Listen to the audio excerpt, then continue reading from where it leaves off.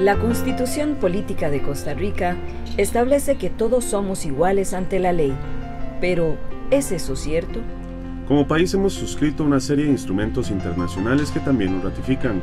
La Carta de las Naciones Unidas en 1945 establece el principio de igualdad para mujeres y hombres. Ratificamos también la Convención Interamericana sobre Concesión de los Derechos Políticos a la Mujer, las Convenciones sobre los Derechos Civiles y Políticos de la Mujer, el Pacto Internacional sobre Derechos Civiles y Políticos y la Convención contra toda forma de discriminación hacia las mujeres. Sin embargo, fue hasta hace muy pocos años que el Estado costarricense empezó a ejecutar acciones para cumplir con esas obligaciones internacionales. Las mujeres son la mitad de la población, no son un grupo ni un sector, sin embargo siempre se les ve como una minoría. Impresiona, aún en pleno siglo XXI, que la historia persista en la invisibilización de sus luchas y sus aportes, y se les siga limitando, impidiendo o negando su condición de ciudadanas y de seres humanas portadoras de derechos en igualdad y equidad con los hombres. El derecho de las mujeres de Costa Rica a elegir y ser electas no fue un regalo otorgado a mediados del siglo XX, sino una conquista política, resultado de una larga lucha en que las mujeres de la época jugaron un papel central. En 1923 se presentó la primera propuesta legislativa para reconocer el derecho femenino al voto, y no fue sino hasta la Asamblea Nacional Constituyente de 1949 que se permite a las mujeres ejercer su derecho al voto. Un año después, el 30 de julio de 1950, 348 mujeres de las comunidades de La Tigra y La Fortuna emitieron por primera vez en la historia del país su derecho al voto durante el plebiscito realizado para que estas comunidades decidieran a qué cantón pertenecer. La primera vez que la mujer costarricense votó a nivel nacional fue en ocasión de las elecciones nacionales de 1953, luego de casi un siglo de luchas y conquistas. Y así de difícil ha sido la lucha de las mujeres para lograr su plena ciudadanía. En las elecciones de 1953, las mujeres logran alcanzar el 7% del total de diputaciones en la Asamblea Legislativa, eligiendo a 3 mujeres de las 57 curules disponibles. La lucha para que las mujeres tuvieran espacios de decisión no fue fácil. Un ejemplo de ello fue la frustrada candidatura a la presidencia del Congreso de doña Matilde Marín, quien sufrió un boicot para que no presidiera el Congreso en 1982, a pesar de que había habido una elección interna para que así fuera. Cuando el Mayo Negro todavía no había 40%, ni había nada de eso, pero hubo en la fracción una votación interna que eligió a doña Matilde Marín Chinchilla para que dirigiera el Congreso.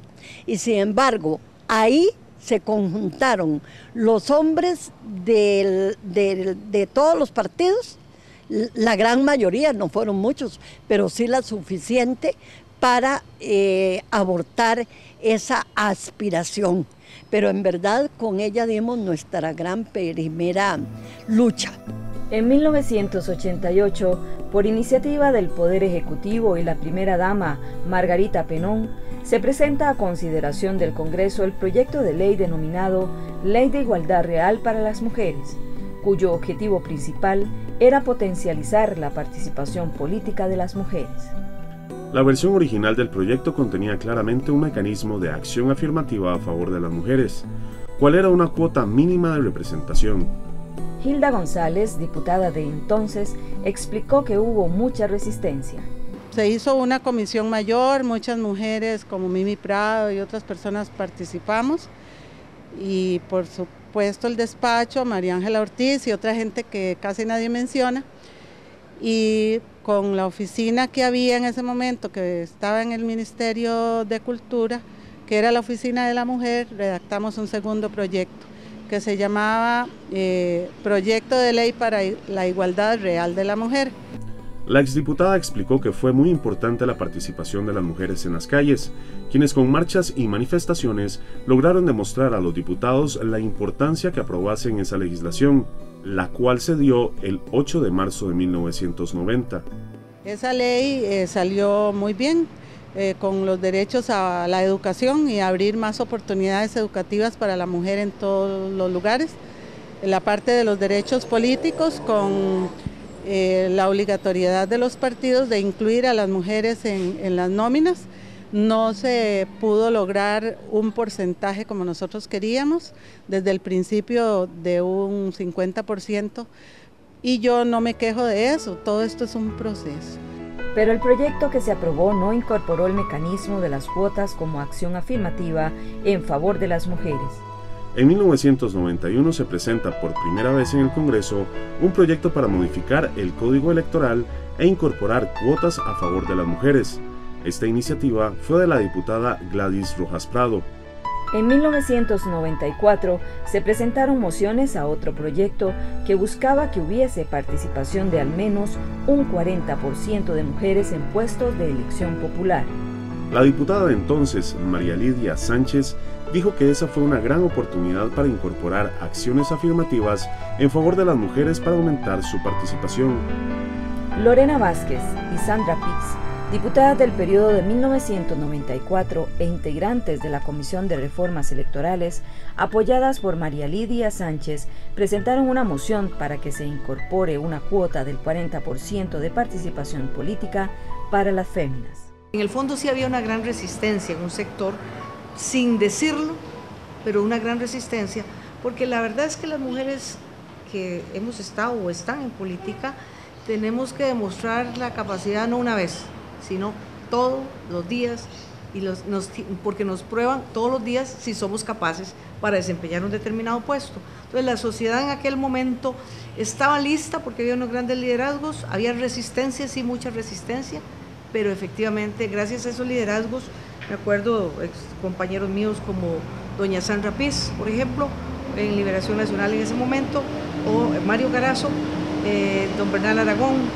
don Rolando González, en fin, don Constantino Orcullo, muchos de esos compañeros que sí estaban muy comprometidos, pero que evidentemente don Luis Gerardo Villanueva también en esa, muy comprometidos, pero que sí se requería un poco de empuje hacia afuera, que sí se tenía en aquella oportunidad. Esta moción fue aprobada y es a partir de 1996 que es ley de la República. Sánchez recordó que esta oportunidad brinda a las mujeres una gran responsabilidad. Que las mujeres que llegan por la cuota entiendan que esto es una responsabilidad muy grande, porque tuvimos que mover la sociedad, tuvimos que mover las estructuras políticas para que este cambio se diera. Y entonces, si ese cambio se dio, y eso hace que hoy ellas tengan ahí un espacio y un voto y una voz que sea lo mejor utilizado posible. Yo de eso me siento muy orgullosa. Al no tener las cuotas un mecanismo claro de aplicación y siendo que los partidos visualizan esas cuotas como un techo y no un mínimo, las mujeres políticas de Costa Rica inician de nuevo una lucha por la conquista de sus derechos políticos. En el año 2002, la diputada Kira de la Rosa Alvarado, integrante de la Comisión Permanente Especial de la Mujer, presenta una nueva iniciativa de ley que buscaba la paridad con alternancia y que la contribución estatal también fuera para capacitación en época no electoral. El Tribunal Supremo de Elecciones había presentado, venía de una legislatura anterior a nosotras, había presentado una reforma al Código Electoral donde mantenían el 40%. Entonces, fuimos en noviembre del 2003, doña Margarita Penón era la presidenta de la Comisión de la Mujer, y le hicimos la consulta al tribunal, quien avaló nuestra propuesta. Este proyecto de ley fue avalado por el Tribunal Supremo de Elecciones y apoyado por las diputadas Gloria Valerín y Margarita Penón, también integrantes de la Comisión de la Mujer. Simultáneamente, la diputada Kira de la Rosa Alvarado y el diputado Sigifredo Aiza presentaron mediante mociones los mismos contenidos para el proyecto dictaminado en la Comisión de la Mujer y el que se discutía en la Comisión de Reformas Electorales. Estas correcciones contaron con el apoyo de la diputada Marta Zamora y fueron aprobadas. Posteriormente a ello, presenté un proyecto específico en la Comisión de Asuntos de la Mujer para reformar los artículos 60 y 58 del Código Electoral. El 58 en el inciso ñ, que tiene que ver con los recursos de financiación del Estado a los partidos políticos, para que se destinaran un 20% en tiempo no electoral para que se pudieran hacer organizaciones en los partidos políticos y también para impulsar proyectos y trabajos de capacitación tanto a las mujeres como a los jóvenes, paritariamente, ¿verdad? Porque yo creo en la paridad. Es importante mencionar que el proyecto que se discutía en esa comisión era el presentado por el Tribunal Supremo de Elecciones, el cual mantenía la cuota del 40% para las mujeres, aprobado desde 1996. En el 2006 se le hace un texto sustitutivo al proyecto de ley que quedó dictaminado en la Comisión de Reformas Electorales del periodo anterior y cuyo texto elimina todo lo referente a los derechos políticos de las mujeres. La diputada Gilda González, Yalile Esna, Lesbia Villalobos, Mauren Ballestero y los diputados José Rosales y Sergio Alfaro incorporaron nuevamente los contenidos sobre participación política dictaminados en el 2006. Finalmente, y tras muchas discusiones, el 11 de agosto del 2009 se aprueba el nuevo Código Electoral a favor de los derechos políticos de las mujeres. Queda entonces establecida la paridad en las estructuras partidarias y en las nóminas de elección popular, la alternancia y la contribución para la capacitación en época no electoral. Y en el nuevo Código Electoral pensamos que lo correcto era incorporar el concepto de paridad. O sea, somos más o menos la mitad de hombres y la mitad de mujeres en la sociedad y por qué no la representación política debería tener esa característica. Y resulta que había una discusión alrededor de esto y la discusión terminó produciendo una norma en el Código Electoral que exige paridad de género en todas las estructuras, en las estructuras internas de los partidos, en las listas y en las listas electorales de candidatos a diputados, con un pequeñito detalle que es que cuando la cantidad de personas a elegir es impar, la diferencia entre un género y otro no puede ser más de 1. Y logramos pasar lo que fue en la Comisión de Reformas Electorales, la participación en igualdad, o sea 50 y 50, logramos pasar lo de la alternabilidad y no logramos pasar lo del encabezamiento, porque hubo mucha discusión de que lo del encabezamiento más bien podría suponer una discriminación democrática en lo que es la participación y entonces podríamos incurrir en una inconstitucionalidad. De manera que entonces cedimos en esta parte, veremos qué sucede en el futuro, pero para pasar estas dos cosas que son importantísimas, logramos el apoyo de los partidos políticos. Sí había un mayor compromiso de las y los diputados y me parece que aquí, por supuesto, a la par de mi excompañera diputada doña Ana Elena Chacón, por ejemplo, en el caso de una fracción pequeña como la mía, o en el caso de Sergio Alfaro en el partido Acción Ciudadana, o en el caso de doña Mauren Ballestero y doña Yalile en el Partido Liberación Nacional. Entonces yo sí siento que si bien no había un peso hacia afuera y unos liderazgos muy fuertes, sí había un mayor compromiso dentro de la Asamblea Legislativa de sacar el proyecto. En términos generales me parece que los compañeros de la legislatura donde yo fui diputada, me parece que en términos de general apoyaron.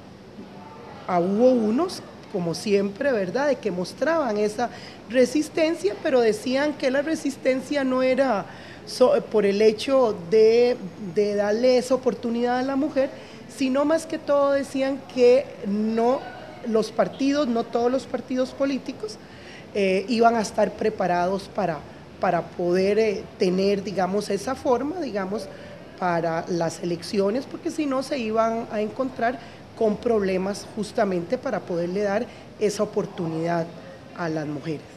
Pero si no se hubiese dado en los momentos oportunos esas leyes, definitivamente nosotras no hubiéramos obtenido el número de diputadas que digamos que de hace años se viene incrementando.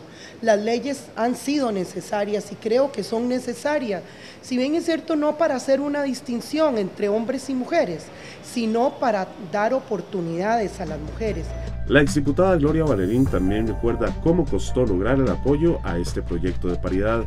No es extraño entender que haya una gran resistencia y que en el sistema muchas cosas se confabulen, no solo para evitar que las mujeres avancemos, sino además para evitar que lleguemos a conquistar esos puestos importantes de ejercicio del poder en el espacio público. Debe reconocerse que el hecho de que haya mujeres en todos estos espacios de poder, en la Asamblea Legislativa, en la Sala Constitucional, en la Corte Suprema de Justicia, en el Tribunal Supremo de Elecciones, mujeres que han sido claves para que esos órganos cambien en determinados momentos su visión y empiecen a entender que es parte del derecho obligatorio de este país legislar y entender, interpretar las leyes conforme a ese progresivo avance de las mujeres. Mucho camino se ha recorrido, grandes luchas se han dado, múltiples conquistas se han obtenido, pero aún falta trabajo por hacer. Gracias a quienes han hecho posible que la mujer siga alcanzando mayores y mejores niveles de participación en la vida política de Costa Rica. Y sigamos trabajando juntos para lograr que la mujer pueda gozar plenamente de todos sus derechos.